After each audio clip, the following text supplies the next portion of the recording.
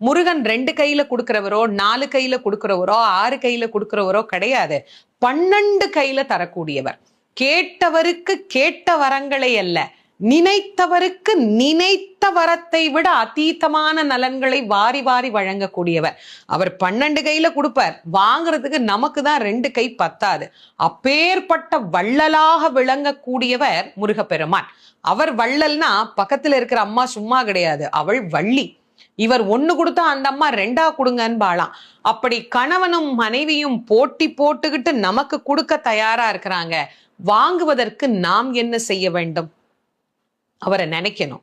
எப்படி நினைக்கணும்? அரை நிமிஷமாவது நினைக்கணும்.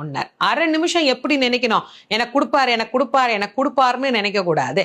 முருகப்பெருமானை உள்ளம் உருகி, அந்த உள்ளம் உருகுகிற போதே நமக்கு அப்படியே கண்களில் இருந்து ஆனந்த கண்ணீர் அப்படியே பெருகும்.